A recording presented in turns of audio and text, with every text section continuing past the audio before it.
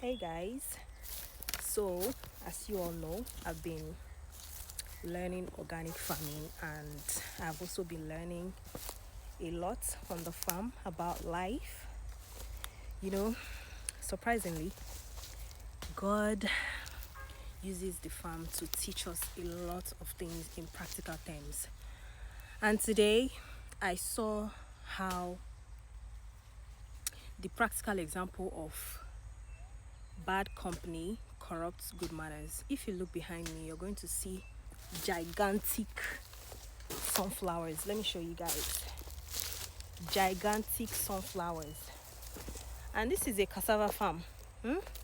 And when I enter this farm, it literally doesn't look like something that has been used. And this farm has been used over and over again. So today, we finally started planting cassavas. And if you look, I'm going to show you something right now. If you look at how this farm looks, you see that we just cut it and we started planting without burning any of it, without cleaning it up and everything. And then it got me thinking. And at first, I was telling my farm mates that no be so I sabi like I know I grew up in the village, by the way, and I have a little bit experience about farming, and this has never been how it is done. Like farms in the east, they are way easier to farm on. And today I understood the reason why there are so much gigantic sunflowers in the farm. And this is because I began to understand that this is because all the while that they've been farming on this farm, they've been farming on this land, they have never uprooted the weed or sunflowers or the things that are not supposed to be here, that are not cassavas, from the roots. It has always been cut halfway. Let me show you a practical example. You see, the root is still very, very, very, very strong. Very, very strong. See this one here? Very strong root. You can still see the veins. And this teaches us a lot in life, about life. You know, bad company corrupts good manners. Most of the time when we're trying to make some lifestyle changes, especially when it comes to character development and character building, we might have some sort of like, it might come in form of environment or even friends in our lives, and we'll be like, let's just still keep them around and, you know, build our own character while keeping those people around that we are going to survive in their midst. For example, someone that is trying to quit habits of addiction, one of the best things that you can do for yourself is to run away from such an environment where those acts are performed, and those people that encourage you to go back to such a lifestyle. Is not enough to say, oh, okay, you are still hanging out with these people, and then maybe when they are doing the act, you'll be like, but I did not do it with them. It's just a matter of time. Good company actually corrupts good manners. And so I had to ask my teacher that, so what's going to happen? Like, this is, you know that this weed is going to sprout again, right? If you do not uproot it. He said, yes, it's going to sprout again, definitely, and we'll come back to weed it. And that actually got me thinking.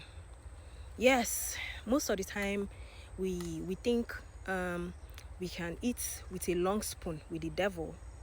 That's one of the easiest ways that the devil actually weakens you gradually and actually distracts you. You cannot eat with a long spoon with the devil. It's just a matter of time, given the right condition and the right opportunity, you find yourself eating with a short spoon. If you say that, you're trying to quit a particular kind of habit, or maybe addiction, or even like maybe you are a girl, a good girl. Let's not even say good girl. You are a girl that is not into runs, and you're surrounded. Yes, I'm going to complain and say you're a girl that is not into runs, and then you're surrounded by girls that are doing this, and you're priding yourself with, oh, I'm not among. I just had, but then you have friends that are doing this. It's just a matter of time, provided with the right opportunity or with the right circumstance. Probably you might have a good enough reason for you to tell your friend what you're passing through, and they start suggesting it to you. And gradually, you become more susceptible and more open. And guess what? You're going to have a good enough reason that, oh, it is because of this. And yes, the reasons most of the time is justified. But then that's how most of us end up in things that we just find ourselves that, oh, we're doing this thing, oh, with this person. Oh. Why? Because we've had those people in our lives in the same environment. So most of the time, you don't say, oh, you're not capable of doing something. You're not capable of doing something, but then you have people around you that constantly instill it in you that those acts are necessary, or those acts are possible. It's just a matter of time, with the right circumstances, with the right scenario or suffering.